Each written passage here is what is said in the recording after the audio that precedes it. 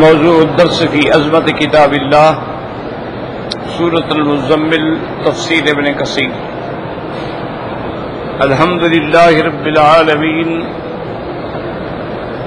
والصلاة والسلام علی اشرف الانبیاء وسید المرسلین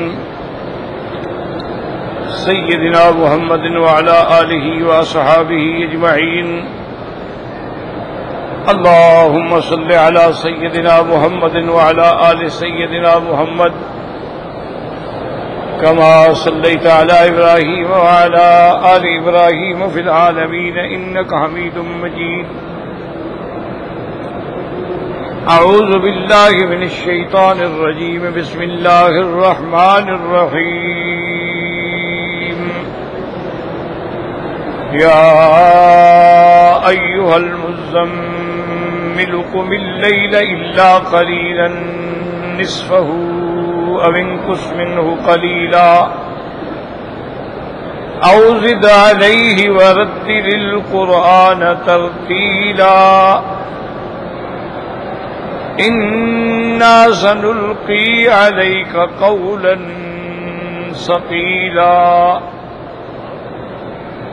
إن ناشئة الليل هي أشد وطئا وأقوم قيلا إن لك في النهار سبحا طويلا واذكر اسم ربك وتبتل إليه تبتيلا رب المشرق والمغرب لا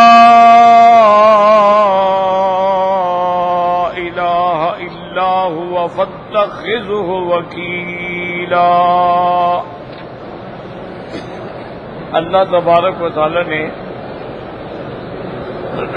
کلام مقدس کی ان آیات مبارکہ میں، جیسا کہ سابقہ درس میں آپ نے پڑھا ہے کہ یہ خطاب ہے حضور صلی اللہ علیہ وسلم کو، المزمل سے مراد محمد الرسول اللہ ہے۔ اس کے بعد اللہ نے آپ کو حکم دیا قیام اللیل کا، تو اس کی صورتیں یہ تھیں کہ یا تو ایک حصہ رات کا آرام کریں اور دو حصے تلاوت کریں، یا آدھا حصہ آرام کریں اور آدھا حصہ جو ہے وہ قیام اللیل میں صرف کریں، یا دو حصے جو ہیں وہ قیام اللیل میں صرف کریں اور صرف ایک حصہ جو ہے وہ آرام کریں۔ لیکن اس کے بعد پھر اللہ نے رعایت فرما دی اپنے بندوں پہ کہ اب اجازت ہو گئی کہ جتنا اللہ توفیق دے اتنا ہی آپ ادا کر لیں، یعنی کسی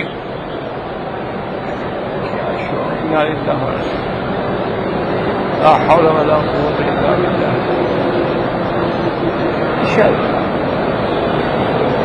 لا حول ولا قوة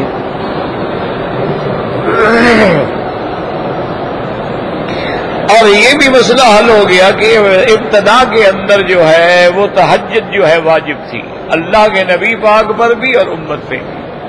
پھر اللہ تبارک و تعالی نے جب صلاۃ خمس کا حکم آ گیا، 5 نمازیں فرض ہو گئیں، تو اب یہ نفل ہو گئی، جو ادا کرے گا بہت بڑا اجر ہے۔ افضل وقت یہ ہے کہ رات کے آخری حصے میں پڑھے، لیکن اگر یقین نہ ہو تو عشاء کی نماز کے بعد بھی اور سونے سے پہلے بھی آپ تہجد پڑھ سکتے ہیں، اس کے لیے سونا ضروری نہیں ہوتا۔ افضل وقت جو ہے وہ آخر رات کا ہوتا ہے، جب اللہ نزول اجلال فرماتے ہیں اور اللہ فرماتے ہیں کہ ہے کوئی مجھ سے مانگنے والا میں جس کی حاجات پوری کروں۔ اور تہجد میں افضل یہ ہے کہ 4 رکعات پڑھی جائیں اور 8 رکعات تہجد پڑھی جائے، لیکن اگر 2 رکعات پڑھی جائے وہ بھی جائز ہے۔ اگر کسی کو صرف 2 رکعات پڑھنے کا موقع ملا ہے پھر بھی پڑھ لیں تاکہ تہجد والوں میں شمار ہو جائے۔ اور حضور صلی اللہ علیہ وسلم کو تو تہجد اتنا محبوب تھی، آپ سفر میں بھی نہیں چھوڑتے تھے، صرف لیلۃ المزدلفہ میں حضور نے تہجد نہیں پڑھی۔ تو یہ الحمدللہ یہ سبق جو ہے ہم نے پڑھ لیا۔ اب اللہ نے دوسرا حکم دیا اپنے نبی پاک، فرمایا وَرَتِّلِ الْقُرْآنَ تَرْتِيلًا، قرآن کو پڑھیں ترتیل کے ساتھ۔ یاد رکھیں کہ قرآن پاک جو ہے اس کے کئی نام اللہ نے ذکر فرمائے. ایک تو اس کا نام قرآن ہے، جیسے یہاں آیا ورتل القرآن، ان ھذا القرآن یہدی للتی ہی اقوم، تو اس کا ایک نام یاد رکھے ہے قرآن، اور دوسرا نام اس کا ہے فرقان. تبارک الذی نزل الفرقان علی عبدہ لیکون للعالمین نذیرا. تو فرقان بھی اس کا نام ہے. اسی طرح اس کا نام جو ہے وہ الکتاب بھی ہے. الف لام میم ذالک الکتاب لا ریب فیہ الحمد للہ الذی انزل علی عبدہ الکتاب. تو الکتاب سے مراد بھی قرآن ہے. اسی طرح قرآن کے ناموں میں الذکر بھی آیا ہے کہ الذکر سے مراد بھی قرآن ہے. انا نحن نزلنا الذکر وانا لہ لحافظون. تو اس کا نام الذکر بھی آیا، اور اسی طرح اس کا نام تنزیل بھی آیا ہے. انہ لتنزیل من رب العالمین، اور کہیں فرمایا تنزیل من حکیم حمید. تو اللہ نے قرآن کے کئی اسماء ہیں.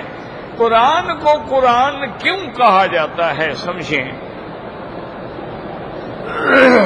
اس کا مادہ جو ہے وہ ہے قرأ یقرأ، یعنی پڑھنا. تو قرآن کا مادہ یہ ہے کہ پڑھنا، یعنی مقروء، ایسا قرآن جو سب سے زیادہ پڑھا گیا اور پڑھا جائے گا قیامت تک، اس لیے اس کا نام ہی قرآن ہو گیا. دنیا میں اور کوئی ایسی کتاب نہیں جو اتنا پڑھی جاتی ہو دنیا میں. یعنی جب سے اللہ نے دنیا پیدا فرمائی ہے اس وقت سے لے کر آج تک کوئی ایسی کتاب نہیں، نہ تورات، نہ زبور، نہ انجیل، نہ وید، نہ اور دنیا کی کتابیں جو جتنا قرآن پڑھا جاتا ہے ماشاء اللہ. اور خاص طور پہ آپ نے دیکھا رمضان المبارک میں ہر مسجد میں، ہر گھر میں، ہر جگہ میں مرد ہیں، عورتیں ہیں، بچے ہیں، سب تلاوت قرآن میں مشغول ہیں. تو اس لیے اس کا نام قرآن بھی ہے. اچھا، اور اسی طرح یہ بھی یاد رکھ لیں، سمجھ لیں کہ القرآن ان ھذا القرآن الف لام کے ساتھ، اس کو کہتے ہیں معرف بالالف اللام. یہ پورے قرآن میں تقریباً 58 جگہ پہ آیا ہے. یاد رکھو القرآن یعنی الف لام کے ساتھ 98 جگہ پہ آیا ہے، اور الف لام کے بغیر قرآن صرف 10 مقامات پہ آیا ہے. یہ یاد رکھ لیں کہ لفظ القرآن جو ہے الف لام کے ساتھ، اس کو کہتے ہیں معرف باللام. الف القرآن یہ تو آیا ہے 58 جگہ پہ، اور صرف الف لام کے بغیر قرآنن قرأناہ تو وہ آیا ہے 10 مقامات. اور اس کو فرقان بھی اللہ نے فرمایا ہے. تبارک الذی نزل الفرقان علی عبدہ لیکون للعالمین نذیرا. اور اللہ نے یوم بدر کو، جب بدر کی جنگ ہوئی، اس کو بھی فرمایا یوم الفرقان، وہ بھی یوم الفرقان ہے. تو فرقان کا معنی الفارق بین الحق والباطل، کہ قرآن وہ ہے جو حق اور باطل کو الگ کر دیتا ہے کہ یہ حق ہے، یہ باطل ہے، یہ حلال ہے، یہ حرام ہے، اور یہ نور ہے، یہ ظلمت ہے. تو اس لیے قرآن کو فرقان بھی کہا جاتا ہے. اور قرآن کو الکتاب بھی کہا جاتا ہے کیونکہ یہ لکھا ہوا بھی ہے. اِنَّهُ لَقُرْآنٌ كَرِيمٌ فِي لَوْحٍ مَّحْفُوظٍ. بل هو قرآن مجید فی لوح محفوظ، اور کہیں فرمایا بأیدی سفرۃ کرام بررہ، اور کسی جگہ فرمایا لا یمسہ الا المطہرون۔ تو قرآن کی شان یہ ہے کہ یہ لکھا گیا ہے، اور سب سے پہلے تو اس کو اللہ نے لوح محفوظ کے اندر محفوظ کر دیا، لکھا گیا اور محفوظ ہو گیا، اور اس کے بعد پھر اللہ نے اس کو لوح محفوظ سے اتارا۔ آسمان دنیا میں ایک جگہ ہے جس کا نام ہے بیت العزہ، وہاں قرآن رکھا گیا، اسی کا ذکر ہے انا انزلناہ فی لیلۃ القدر وما ادراک ما لیلۃ القدر۔ تو انزلناہ یاد رکھو، جہاں انزلنا لفظ الف لام کے ساتھ ہوگا مانا پورا قرآن کا، اور کہیں وَنَزَّلْنَاهُ تَنزِيلًا وہاں مانا تھوڑا تھوڑا قرآن کا۔ تو لوح محفوظ سے تو پورا قرآن اتارا گیا، آسمان دنیا میں اور بیت العزت میں رکھا گیا، اور پھر آسمان دنیا سے 23 سال کی مدت میں جبریل علیہ السلام اللہ کے حکم سے تھوڑا تھوڑا کر کے قرآن مجید لے کے آئے، اور مختلف مقامات پہ، کبھی مکہ میں، کبھی مدینہ میں، کبھی عرفات میں، کبھی مینا میں، کبھی بدر میں، کبھی حدیبیہ میں، کبھی تبوک میں، مختلف مقام پہ اللہ کا قرآن جو ہے نازل ہوتا رہا، اور تقریباً 23 سال جبریل آتے رہے۔ اور یہ بھی یاد رکھ لیں کہ جبریل قرآن لے کر میرے مدنی کے پاس 26,000 دفعہ اترا، یہ مقام کسی پیغمبر کو نہیں ملا۔ اب اسی لیے ایک صحیح حدیث میں ہے، ایک دن میرے آقا نے رحمت دو عالم صلی اللہ علیہ وسلم نے حضرت جبریل علیہ السلام سے فرمایا کہ جبرائیل تم بڑی دیر کر دیتے ہو آنے میں، وَكُنَّا نَشْتَاقُ إِلَيْكَ ہمیں شوق ہوتا ہے کہ تم آؤ، تمہارے ساتھ ملاقات ہو۔ تو حضرت جبریل نے کہا وَأَنَا أَشْفَقُ مِنْكَ يَا رسول اللہ، حضور آپ کی زیارت کا تو مجھے آپ سے زیادہ شوق ہوتا ہے، لیکن اللہ کے حکم کے بغیر ہم اتر ہی نہیں سکتے، جب تک اللہ حکم نہ دے کیسے آئیں؟ ورنہ میں تو چاہتا ہوں کہ مجھے دیدار رسول پاک صلی اللہ علیہ وسلم نصیب ہو۔ تو یاد رکھیں کہ قرآن کو پہلے لوح محفوظ میں رکھا گیا، لوح محفوظ سے آسمان دنیا پہ آیا، آسمان دنیا سے جبریل لے کر مختلف اوقات میں، اور اس کو بھی اللہ نے قرآن میں بیان نزل به الروح الامین علی قلبک لتکون من المنذرین بلسان عربی مبین۔ تو اللہ کے قرآن کو لے کے اترنے والا کون ہے؟ روح الامین۔ روح الامین یہ لقب ہے حضرت جبریل علیہ السلام کا، اور اللہ نے پھر قرآن لوح محفوظ آسمان دنیا اور جب زمین پہ آیا تو کہاں اتارا؟ علی قلبک، میرا مدنی میں نے اپنا کلام تیرے دل پہ اتارا ہے، لِتَكُونَ مِنَ الْمُنذِرِينَ بِلِسَانٍ عَرَبِيٍّ مُبِينٍ۔ اور ایک بات یہ بھی یاد رکھ لیں کہ دنیا میں اللہ نے جتنی کتابیں بھیجی ہیں، مشہور تو 4 کتابیں ہیں نا، لیکن اللہ نے 127 کتابیں اتاری ہیں۔ مشہور ان میں جو ہیں وہ تورات ہے، انجیل ہے، زبور ہے، صحائف ہیں، یہ مشہور ہیں، ورنہ تو کتابیں تو کئی اتری۔ صحائف ابراہیم ہیں، صحائف موسیٰ علیہ السلام ہیں، اور ہر چیز میں یاد رکھیں اللہ کی حکمتیں ہوتی ہیں. بعض حکمتوں کو ہم سمجھ لیتے ہیں، بعض نہیں سمجھ سکتے. اب دیکھیں نا، کتابیں 123 یا 127 ہیں. شہرت کتنی کتابوں کو ملی؟ 4. تورات، زبور، انجیل، قرآن. اچھا، اللہ کے فرشتے کتنا ہے؟ کوئی جانتا ہے؟ وما یعلم جنود ربک الا ھو. میرا مدنی، اللہ کے لشکر کا کسی کو پتہ نہیں ما سوا اللہ. لیکن مشہور کتنا فرشتے ہیں؟ 4. جبرائیل، میکائیل، اسرافیل، عزرائیل. یعنی اللہ کے فرشتے کتنا ہے؟ اللہ عالم. لیکن شہرت کن کو ملی؟ 4. اچھا، حضور کے صحابہ کتنا ہے؟ لاکھوں ہیں. صرف حجۃ الوداع میں 1,24,000 تو حج کے موقع پر تھا. وہ سارے تو نہیں آئے تھے نا حج میں. یعنی لاکھوں صحابہ ہیں. لیکن شہرت کتنوں کو ملی؟ 4. ابو بکر، عمر، عثمان، علی. یہ اللہ کی حکمت ہے کہ لاکھوں صحابہ ہیں لیکن شہرت کتنے کو ملی؟ صرف 4. اچھا، اسی طرح دنیا میں لاکھوں فقہا ہیں، علماء ہیں، لیکن شہرت کتنے کو ملی؟ 4 امام: ابو حنیفہ، شافعی، مالک، احمد ابن حنبل رحمہ اللہ. اب یہ اللہ کی حکمتیں ہیں، اللہ کی شان ہے. ورنہ کتنے فقہا پیدا ہوئے، کتنے مجتہدین پیدا ہوئے، کتنے محدثین پیدا ہوئے. اللہ اکبر. اللہ ان کی قبروں پہ کروڑوں رحمتیں فرمائے. لیکن اللہ نے 9 من 4 کا ہے. پوری دنیا میں آپ چلے جائیں، یہ 4 مذہب آپ کو ملیں گے.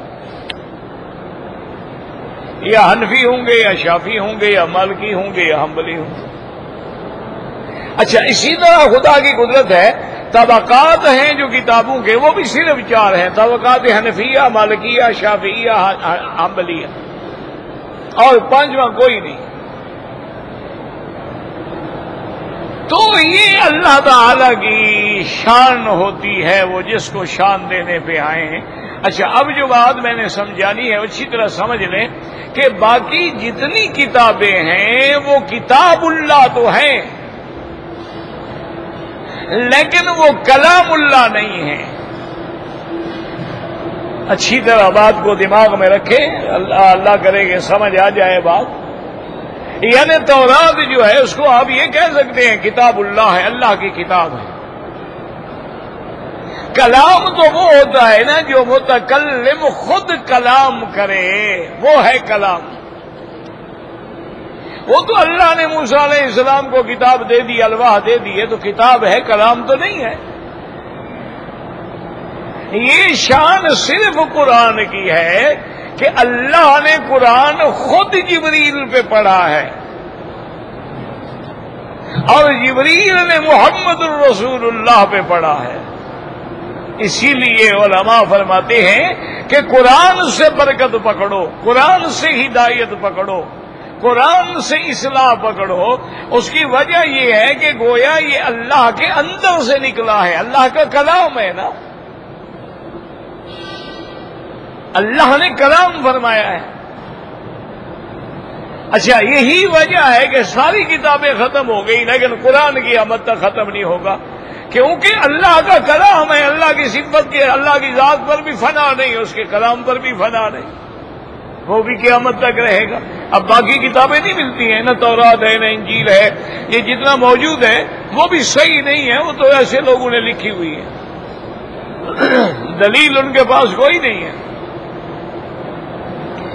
انجیل جو ہے اس وقت دنیا میں 4 انجیل ہیں. انجیل مقوقس ہے، انجیل لوقا ہے، انجیل یوحنا ہے، کئی انجیل اناجیل ہیں. وہ سب کہتے ہیں یہ صحیح ہے، یہ غلط ہے، یہ صحیح ہے، یہ غلط ہے.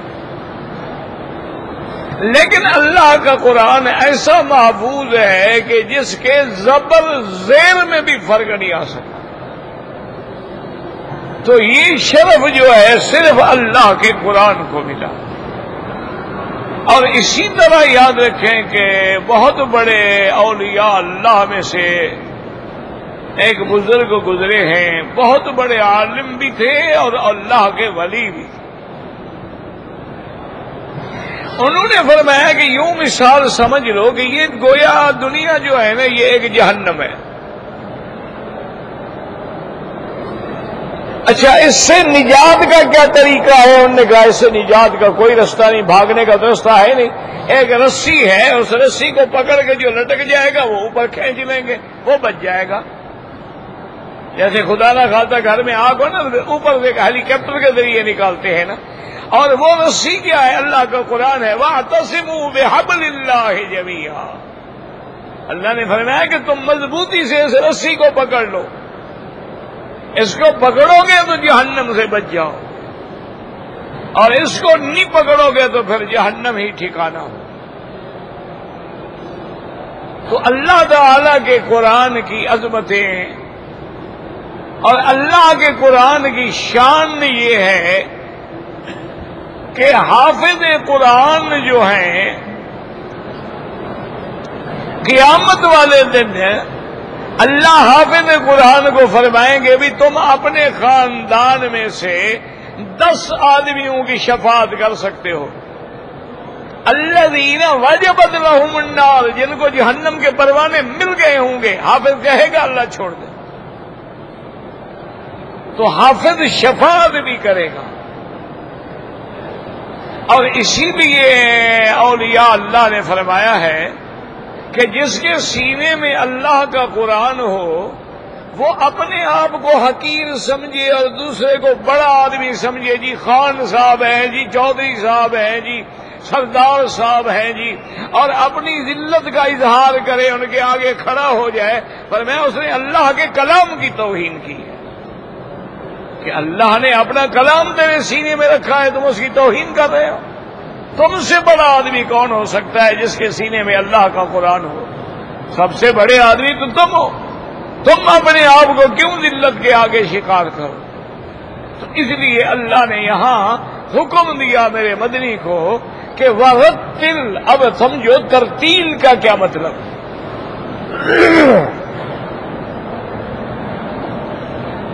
ترتیل کا ایک معنی تو یہ ہے کہ حرف حرف الگ پڑھا جائے. ایک تو جب قرآن پڑھے تھوڑی آواز سے پڑھے، یہ نہیں کہ اندر پڑھتے رہیں سانسوں میں، نہ، تھوڑی آواز اتنی کم از کم کہ تم سن سکو. اور دوسرا یہ ہے کہ اس کو بالکل الگ الگ کر کے پڑھو. کیا مانا؟ جیسے حضور پاک پڑھتے تھے الحمدللہ رب العالمین الرحمن الرحیم مالک یوم الدین. ایک ایک آیت الگ الگ، یہ ہے ترتیب.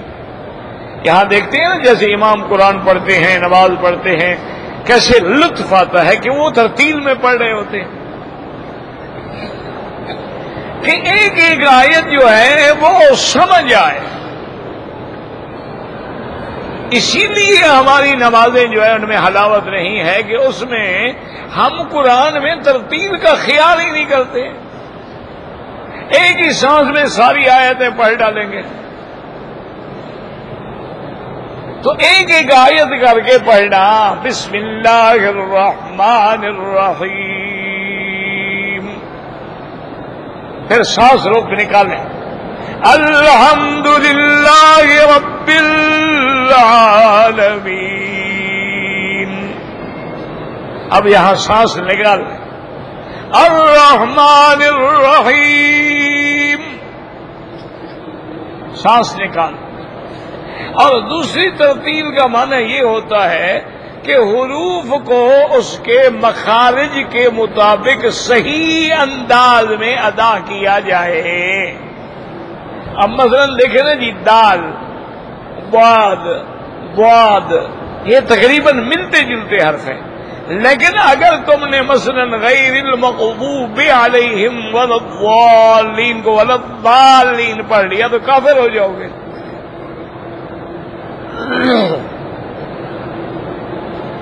یعنی یا واد کی آواز آئے یا زوا کی آواز، دال کی آواز نہ آئے. اگر دال کی آواز آئے گی تو معنی بدل جائے گا، بندہ کافر ہو جائے گا.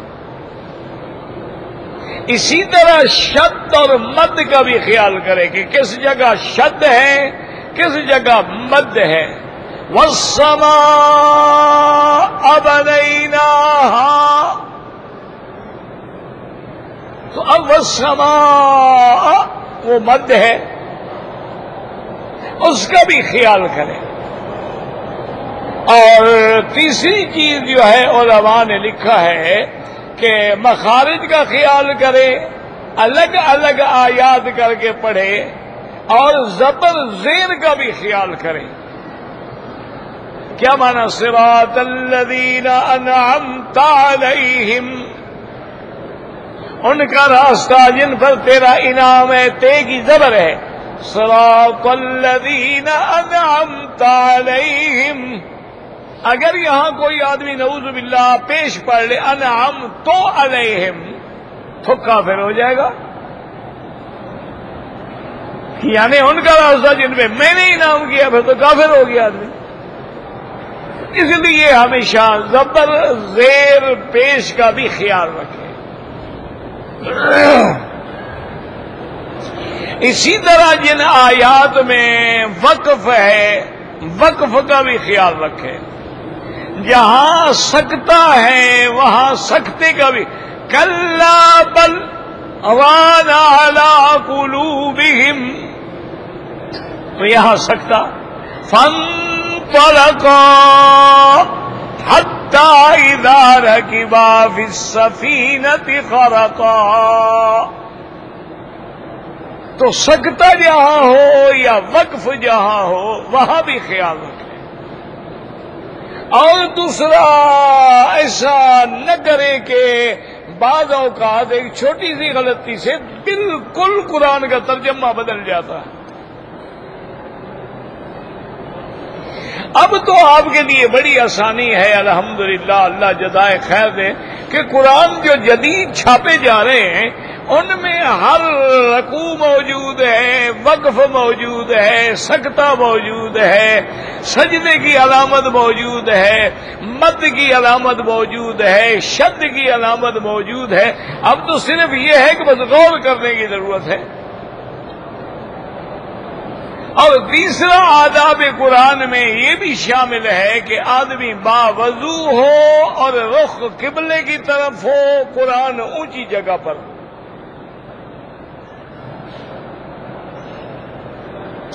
اور چوتھی صفت یہ ہے کہ جب قرآن پڑھنے کے لیے بیٹھے تو ادھر ادھر کے سارے خیالات جھٹک دیں. کیوں؟ یہ اللہ کا کلام ہے. گویا تم اللہ سے ہم کلام ہو رہے ہو. اس لیے علماء کہتے ہیں کہ اگر حضور پاک سے بات کرنی ہو تو حضور کی حدیثیں پڑھ لو. جب حدیث پڑھو گے تو حضور کی بات ہے نا، تو گویا ہم حضور سے بات کر رہے ہیں. قال قال رسول اللہ صلی اللہ علیہ وسلم انما الاعمال بالنیات لکل امرئ ما نوى، تو گویا حضور بات فرما رہے ہیں. اور جب اللہ سے ہم کلام ہونا ہو تو پھر قرآن پڑھو، کیونکہ قرآن جو ہے وہ اللہ کا کلام ہے. تو اس لیے حضرت اکرمہ جب قرآن پڑھتے تھے تو بعض اوقات یہ عالم ہو جاتا تھا کہ ھذا کلام ربی، ھذا کلام ربی، اور بے ہوش ہو جاتا. اچھا یہ اللہ کا کلام ہے، اللہ سے ہم کلام ہو رہا ہوں. اور اسی سے اندازہ کریں کہ اگر ایک دنیا کے بادشاہ کا خط آپ کو آ جائے تو آپ کتنا آپ دنیا کو دکھاتے ہیں اور کتنے توجہ سے اور بار بار پڑھتے ہیں. جی بادشاہ نے خط لکھا ہے، اور یہ تو بادشاہوں کے بادشاہ کا کلام ہے.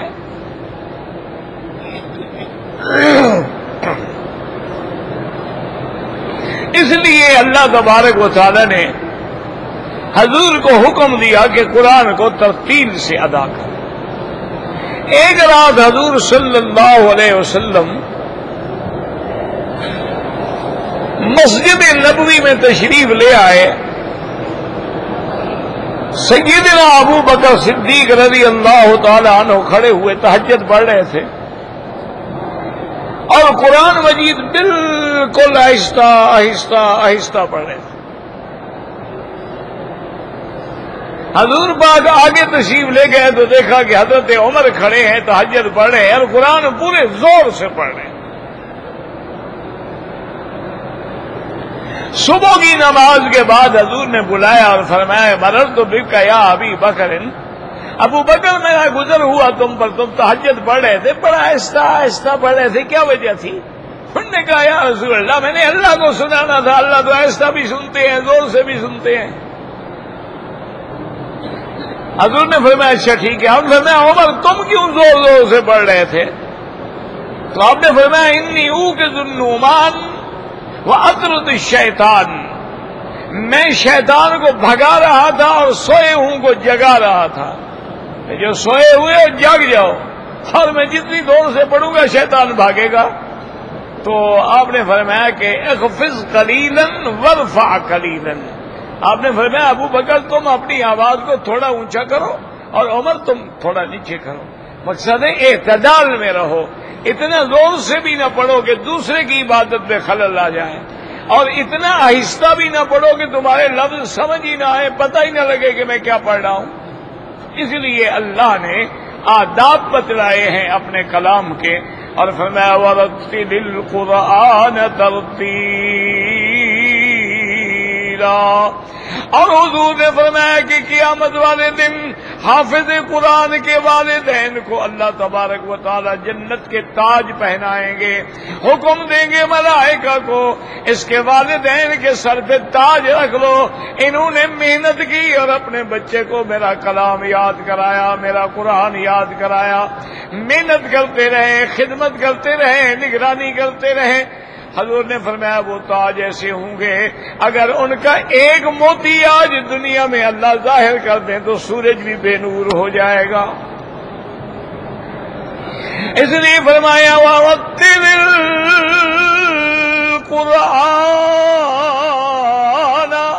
الْقُرْآنَ تَرْتِیلًا. اور بعض علماء نے یہ مسئلہ بھی لکھا ہے کہ جو حافظ قرآن ہیں یا قرآن کی تلاوت کرنے والے ہیں ان کی قبر میں کبھی اندھیرا نہیں ہوگا. دعا کرو اللہ ہم سب کی قبروں کو منور کر دے. کیوں؟ انہوں نے کہا قرآن نور ہے. اللہ نے خود فرمایا ہے کہ وَأَنزَلْنَا إِلَيْكَ نُورًا مُبِينًا، اور دوسری جگہ فرمایا وَاتَّبِعُ النُّورَ الَّذِي أُنزِلَ مَعَهُ. تو جب قرآن نور ہے اور نور اس کے ساتھ ہے تو پھر اندھیرا کیسے ہوگا؟ اس لیے علماء نے لکھا ہے کہ جو حافظ قرآن ہے ماشاءاللہ، یا حافظ نہیں ہوتے، بعض ایسے بھی ہیں حافظ تو نہیں ہے لیکن بار بار قرآن پڑھ رہے ہیں، تو انشاءاللہ اللہ ان کی قبروں میں اندھیرا نہیں پیدا کریں گے بلکہ وہاں نور ہی نور ہوگا، رحمت ہی رحمت ہوگی اور وسعت ہی وسعت ہوگی. اور یہ شان بھی قرآن کی ہے کہ قرآن کی صورتیں بھی قیامت میں شفاعت کریں گی. اور حضور نے فرمایا تبارک الذی بیدہ الملک، یہ سورت پڑھنے والے کو اللہ عذاب قبر سے نجات عطا فرمائیں گے. اور فرمایا سورت یاسین قرآن کا دل ہے، اگر کسی آدمی پہ موت کا وقت آ گیا ہے اور یہ سورت تلاوت کی جائے تو اللہ آسانی کے ساتھ اس کے روح کو نکالتے ہیں. تو یہ بھی عظمت قرآن ہے اور شان قرآن ہے. اس لیے صحابیات کہتی ہیں ہم نے کئی سورتیں قرآن کی حضور کی نماز میں پڑھنے سے یاد کر لیں، کیونکہ آپ ایک ایک حرف جو پڑھتے تھے تو ہمیں یاد ہو جاتے. اس لیے فرمایا وَرَتِّلِ الْقُرْآنَ تَرْتِیلًا اِنَّا سَنُلْقِي عَلَيْكَ قَوْلًا ثَقِيلًا. یاد رکھو اس سے مراد بھی کیا ہے؟ قرآن ہے. اللہ نے فرمایا ہم آپ پہ اتارنے والے ہیں ایک بڑا بھاری بھاری قول قرآن. بھاری کا کیا معنی؟ بعد نے فرمایا وہ عظمت کی وجہ سے بھاری ہے، شان کی وجہ سے بھاری ہے، اور بعد نے کہا نہیں میزان میں قیامت کے دن بھاری ہے. انا سنلقی علیک قولا ثقیلا، اور بعض علماء نے فرمایا وہ اس لیے بھاری ہے، اس میں احکام ہیں، حلال ہے، حرام ہے، اوامر ہیں، نواہی ہیں، زواجر ہیں، حدود ہیں، تو ان پہ چلنا جو ہے بڑا بھاری ہے۔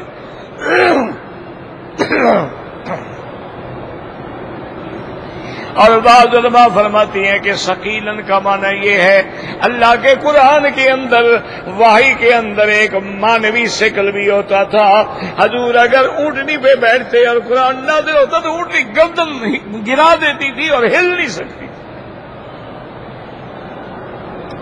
حضرت زید فرماتے ہیں رضی اللہ عنہ کہ ایک دن میں حضور کے ساتھ بیٹھا تھا اور حضور پاک نے اپنی پنڈران مبارک جو ہے میری امران پہ رکھی ہوئی تھی، یہ بے تکلف ہی تھی نا، نظر الوحی، وحی آ گئی تو مجھے ڈر لگا کہیں میری ران ٹوٹ نہ جائے، اتنا بوجھ تھا۔ اور اسی طرح بی بی عائشہ رضی اللہ تعالی عنہ فرماتی ہیں کہ سردیوں کی رات میں اگر وحی نازل ہوتی تھی لا يتفسد به جبینہ عرقا، حضور کے چہرے پہ پسینہ پسینہ ہو جاتے تھے، حضور اتنا بوجھ تھا اللہ کے قرآن۔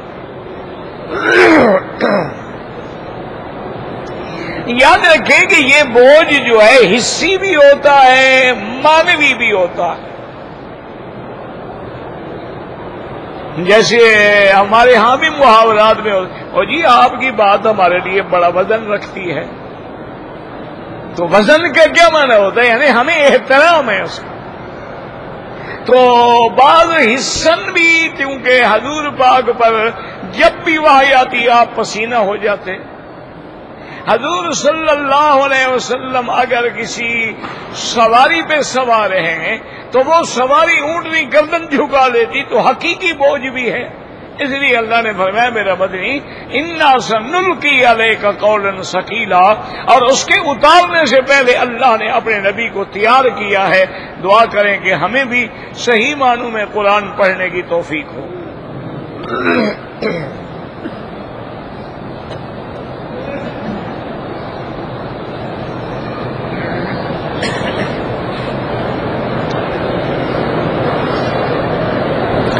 عمرہ جو ہے جناب بار بار کرنا جو ہے، یہ یاد رکھو کہ عمرہ تو نصف حج ہے۔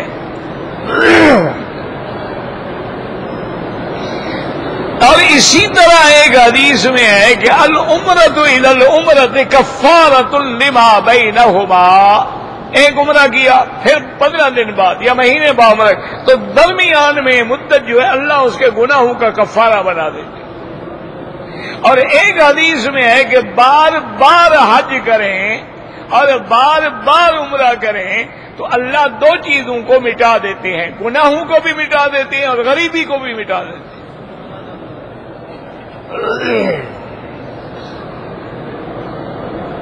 حضور پاک صلی اللہ علیہ وسلم نے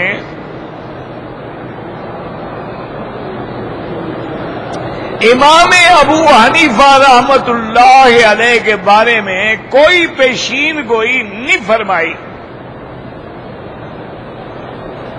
لیکن ایک حدیث مبارک سے علماء نے استدلال کیا ہے، اشارہ ملتا ہے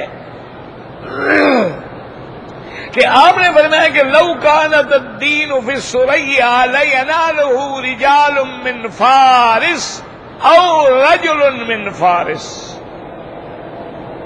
کہ اگر یہ دین جو ہے سریا اور کہکشاں پر بھی ہوگا تو فارس سے ایک بندہ ہوگا جو اس دین کو حاصل کرے۔ تو اس سے بعض علماء نے فرمایا کہ چونکہ امام صاحب بھی فارس سے تھے تو لہذا وہ بھی اس حدیث کا گویا مصداق بن سکتے ہیں۔ اور بھی رجال من فارس کہی ہے، حضرت سلمان بھی فارس سے تھے رضی اللہ تعالی عنہ۔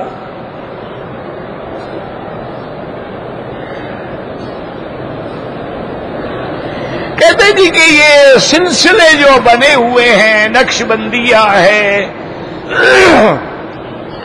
یا قادریہ ہے یا چشتیہ ہے یا بہرحال جو سلاسل ہیں، ان کا ذکر نہ قرآن میں ہے نہ حدیث میں ہے۔ بعض علماء یہ فرماتے ہیں کہ یہ سب وصول اللہ کا راستہ ہے، یعنی خود تو دین نہیں ہے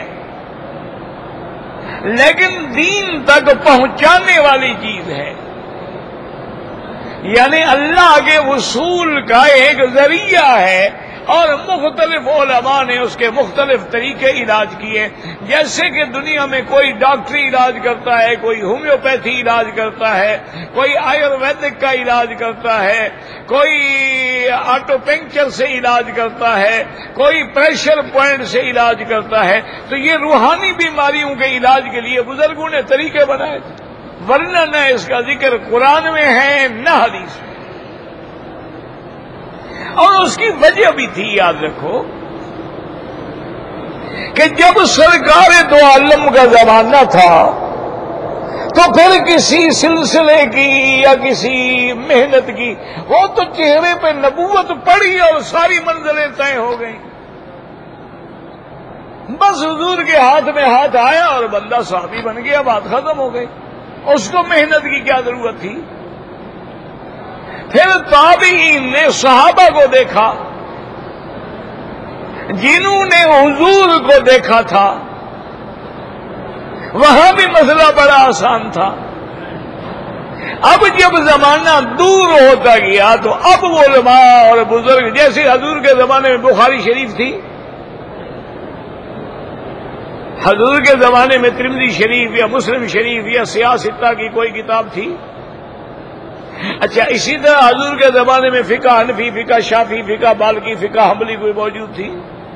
تو جو دور ہوتا گیا زمانہ، محدثین نے حدیث پہ کام کیا، فقہاء نے فقہ پہ کام کیا، اولیاء اللہ نے تزکیے پہ کام کیا، اس لیے تاکہ انسانوں کی اصلاح ہو سکے۔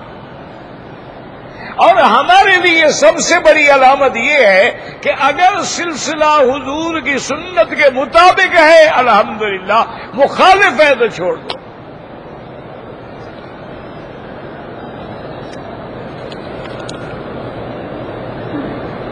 آج کے دور میں بیعت کرنا بالکل ضروری ہے، کوئی اللہ والا مل جائے قرآن و سنت پر چلنے والا، بالکل بیعت کرو، تاکہ کسی کے ہاتھ میں کوئی ہماری لگام تو ہو نا، بے لگام شتر بے مہار تو نہ بنے پھرو نا۔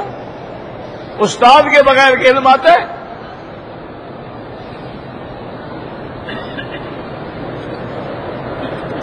احرام کی حالت میں غلطی سے میں نے سر پہ ٹوپی رکھ لی، کچھ بھی نہیں ہوتا۔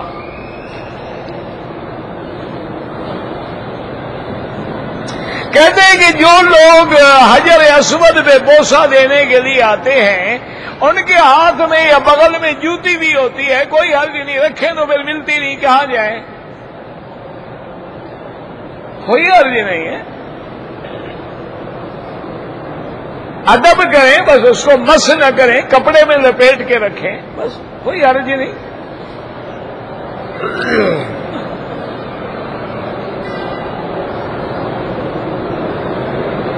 عصر کی نماز کی 4 رکعت اگر پڑھنی ہے تو 2 رکعت پہ اشہد اللہ الہ الا اللہ واشہد ان محمدن عبدہ ورسولہ کھڑے ہو جائیں، آخر میں آگے درود شریف پڑھیں۔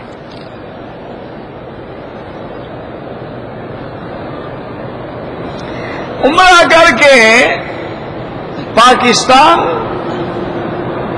پتہ نہیں کیا لکھا ہے، نفل کہاں ادا کرے؟ عمرہ کرنے کے بعد جب واپس جاؤ اپنے گھر میں تو محلے کی مسجد میں جاؤ، پہلے وہاں جا کے 2 رکعت پڑھو، بیٹھ جاؤ، حال حوال دو، پھر گھر جاؤ۔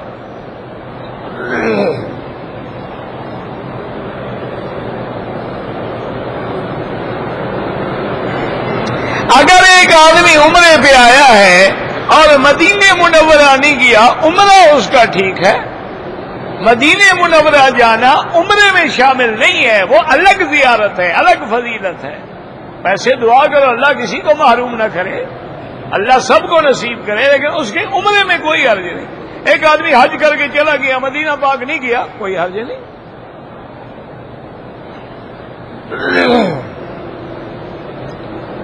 نماز جنازہ جو ہے بلند آواز سے ہم نے 1400 سال میں تو نہیں سنا، ابھی کچھ مولوی زور سے پڑھتے ہیں، اللہ عالم ان کو مسئلہ سمجھ بڑا دیر سے آیا ہے۔ ان کے والدین کے جنازے بھی بغیر آواز کے ہوئے ہیں، پتہ نہیں ان بیچاروں کا کیا حشر ہوگا۔ بس ایک یہی مصیبت ہے، اسی لیے ہم کہتے ہیں کہ ہم حربہ سے باہر نہ نکلو گے تو گر جاؤ گے۔ یاد رکھو ہمیشہ ایک امام ہوگا یا مقتدی ہوگا، تیسرا کوئی ہو سکتا ہے اور پھر بے نماز ہوگا، یا مجتہد ہوگا یا مقلد ہوگا، یا حاکم ہوگا یا محکوم ہوگا، تیسرا تو پھر باقی ہوگا۔ یہی مشکلات ہیں کہ آج ہم نئے نئے مسائل میں الجھ رہے ہیں۔ اجتہاد کا دروازہ قیامت تک کھلا ہوا ہے، لیکن اجتہاد کا معنی یہ نہیں ہے کہ مولوی مکی کی طرح 2 کتابیں پڑھ کے مجتہد بن جاؤں۔ اجتہاد کے شرائط ہیں، اگر پائے جائیں بالکل اجتہاد کریں۔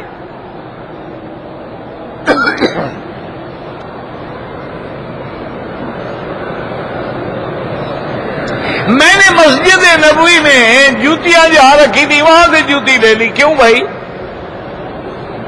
واپس کرو یا اتنا پیسے خیرات کرو۔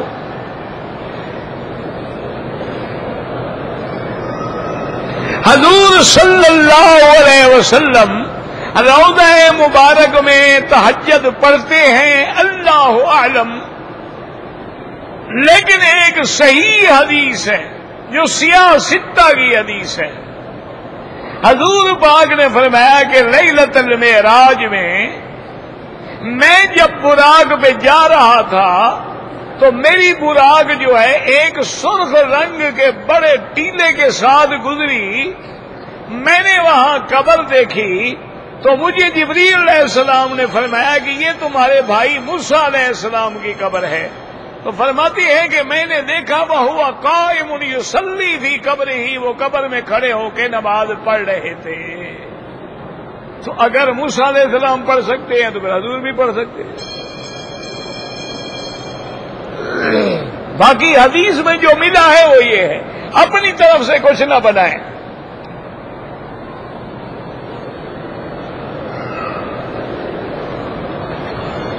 پہلی طلاق 6 مہینے کے بعد، باقی 2 طلاقیں جو ہیں 1.5 سال، اب 3 ہو گئی، پکی طلاق ہو گئی، طلاق مغلظہ ہو گئی، اب وہ حلال نہیں ہو سکتی جب تک حلالہ نہ کرے۔ اگر ایک آدمی نے ایک دن میں 3 دفعہ اپنی بیوی کو طلاق دی، پکی 3 طلاقیں ہو گئی۔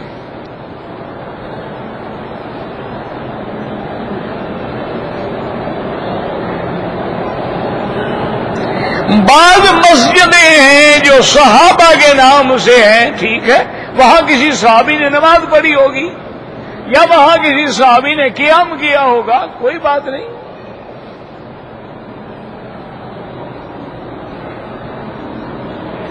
اگر ہم فجر کی نماز کے لیے آ رہے ہیں اور نماز کھڑی ہو گئی ہے، اب سنتیں نہ پڑھیں، جماعت میں مل جائیں۔ نماز پڑھنے کے بعد افضل یہ ہے کہ سورج نکلنے کے بعد 2 رکعت پڑھیں، وگرنہ کوئی اگر نماز کے فوراً بعد بھی 2 رکعت پڑھ لے تو جائز ہے، لیکن افضل یہی ہے کہ جب تک سورج نہ نکلے نماز نہ پڑھیں، کیونکہ ایک حدیث میں سرکار نے منع فرمایا ہے کہ فجر کے بعد کوئی نماز نہیں جب تک کہ سورج نہ نکلے۔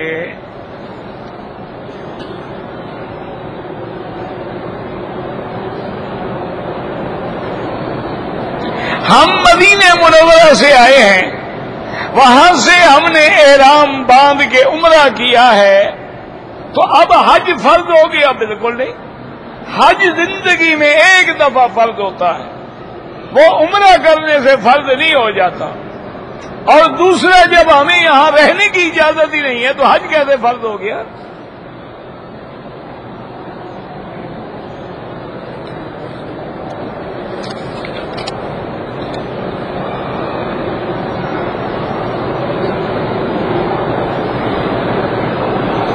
گزارش یہ ہے کہ احرام کی حالت میں عورت کو حکم ہے کہ چہرہ کھلا رکھے. اب بعض علماء کہہ دیتے ہیں کہ بھئی آگے کوئی پی کیپ پہن لو یا کوئی چیز باندھ لو تاکہ کپڑا بھی لٹکتا رہے, پردہ بھی رہے اور چہرے کو بھی نہ لگے. اس کی وجہ یہ ہے, یاد رکھو کہ بی بی عائشہ فرماتی ہیں کہ اذا هذین الرجال صدلنا علی وجوہنا, جب مرد قریب آتے تو ہم کپڑا لٹکا لیتے اور جب مرد دور ہو جاتے تو ہم کپڑا ہٹا لیتے. تو اب تو مرد دور ہی نہیں ہوتے نا ماشاءاللہ. آج کل تو حج عمرہ جو ہے بس دعا کرو جو اللہ قبول کر لے. میں تو خیر مولوی ہوں نہیں, نہ میں مولوی ہوں, نہ مفتی ہوں, نہ پیر, نہ سید, نہ قریشی, ایک ادنا طالب العلم ہوں. لیکن آپ کسی بزرگ سے, علماء سے, مفتی سے فتویٰ پوچھیں کہ کیا یہ ہمارے عمرے ہو جائیں گے کہ ہم ایک کمرے میں غیر محرم عورت کے ساتھ سوئے ہوئے ہیں, ایک کمرے میں حاجی ہیں, عورتیں بھی ہیں, مرد بھی ہیں, غیر محرم ہیں, ایک کمرے میں اکٹھے لیٹے ہوئے ہیں. اچھا بات تو ماشاءاللہ ناشتہ بھی کٹے کر رہے ہیں, کھانا بھی کٹے گا جی, بہن بھائی ہے جی, کیا فرق پڑتا ہے جناب. اور پاک جگہ پہ آئے ہوئے ہیں جناب, یہاں تو پاک جگہ ہے, تو قرآن تو پاک جگہ پہ اترا, پردے کا حکم تو پاک جگہ پہ آیا تھا, ناپاک جگہ پہ تو نہیں آیا. اور یاد رکھو ساری دنیا میں شیطان کے چیلے کام کرتے ہیں, یہاں تو خود بڑا شیطان کام کرتا ہے, کیونکہ جب مرکز بنا ہوگا تو زور بھی تو اتنی وہ لگائے گا نا. تو یہ بات ہمیشہ یاد رکھ لیں کہ یہ قرآن ہے, ولا رفث ولا فسوق, احرام میں اپنی بیوی کے چہرے پر بھی شہوت سے نظر نہ ڈالے. تو جو لوگ غیروں کے چہروں پہ نظر ڈال رہے ہیں, پتہ نہیں عمرہ رہے گا نہیں رہے گا. میرا خیال تو یہی ہے کہ دھیلے کا فائدہ بھی نہیں ہوگا. جب تک نظروں کو دبا کے نہیں رکھو گے, نظروں کو نیچے نہیں رکھو گے, غیر محرم کے بولنے سے, بیٹھنے سے, کھانے سے, پینے سے, کٹھا سونے سے نہیں بچو گے, نہ عمرہ ہے نہ حج ہے. بلا وجہ تکلیف نہ کریں. کہتی جی حکومت نے ہمیں ایسے کمرہ دیا ہے. بالکل دیا ہے, حکومت نے تو بلڈنگ لینی ہے. اب یہ حاجیوں کا فرض ہے کہ بھئی عورتوں کو ایک کمرہ دے دیں, مرد ایک کمرے میں ہو جائے. یہ کون سا مشکل مسئلہ ہے بھئی, آپس میں خود حل کرو.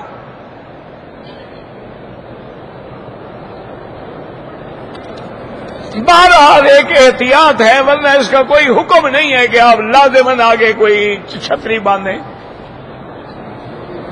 بھئی آسان حل یہ ہے کہ ہمارے دیہات میں پہلے آپ نہیں جانتے, عورتیں گھونگھٹ نکالتی ہیں. اچھا, یا دلہن جو ہے وہ بھی گھونگھٹ نکال لیتی ہے, مانا آگے کپڑا کھینچ لیا, نیچے دیکھتی بھی نہیں, چہرے کو بھی نہیں لگتا. کوئی ہیڈ شیڈ باندھنے کی ضرورت نہیں ہے.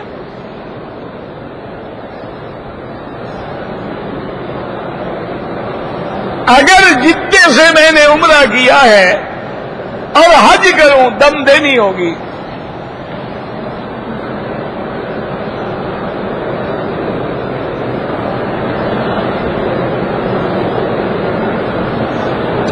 ہم نے 7 ذی الحجہ کو جتنے سے احرام باندھا, حج کی نیت کی, گاڑی نہیں ملی, ہم نے احرام کھول دیا, ماشاءاللہ دم واجب ہو گئی.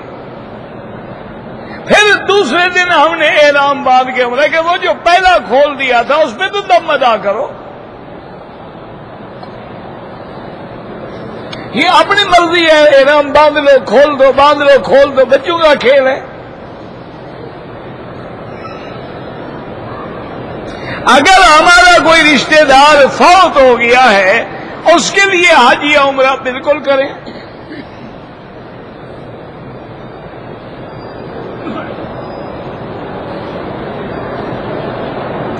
اور تاریخ کو مسجد عائشہ سے احرام باندھا, عرفات چلے گئے, ٹھیک ہے, کوئی دم نہیں. جدے سے نہیں باندھا, مسجد عائشہ سے باندھ لیا, ٹھیک ہے. اگر ہمارے جوتے گم ہو جائیں, دوسروں کا بالکل نہ پہنو.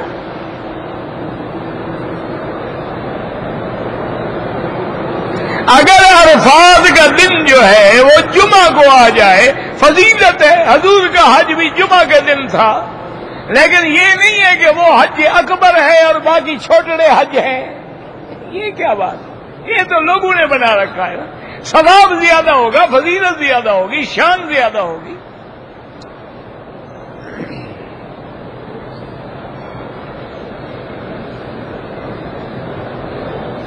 عمرہ جب بھی کریں اس طرح پھروائیں. اگر بال بڑے ہیں، مثلا اتنے لمبے بال ہیں، تو چوتھا حصہ سارے سر کے بالوں کا کٹ جائے. بال نہیں ہیں تب بھی اس طرح پھروائیں.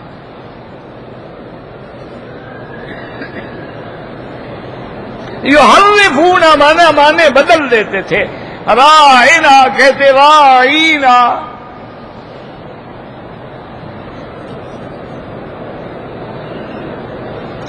طواف کی حالت میں انسان قرآن ہاتھ میں لے کے پڑھے بالکل جائز ہے، کوئی منع نہیں. لیکن افضل یہ ہے کہ سبحان اللہ والحمد للہ لا الہ الا اللہ اللہ اکبر جو حضور نے پڑھا ہے، ورنہ حضور چاہتے قرآن نہیں پڑھ سکتے تھے.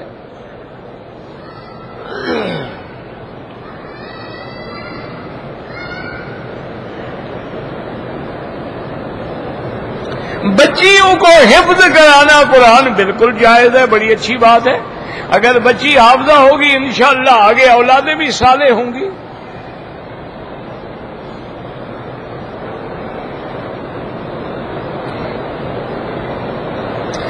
اگر عمرے کی حالت میں حجر اسود کا بوسہ لیا جائے کوئی حرج نہیں. اگر عطر لگا ہے اور تیرے منہ کو عطر لگ جائے فوراً دھو ڈالو ورنہ دم پڑ جائے گی.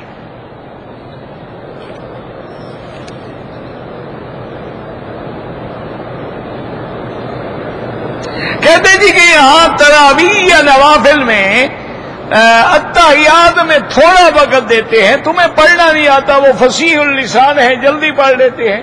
چونکہ 20 رکعتیں پڑھنی ہیں، کچھ تو رعایت کریں نا لوگوں کی.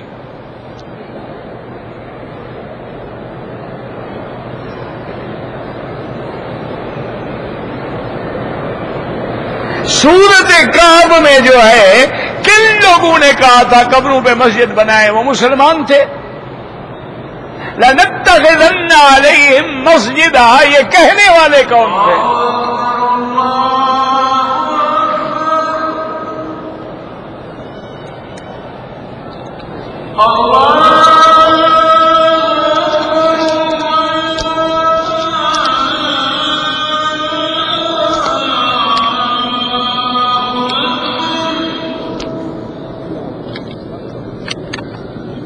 أشهد أن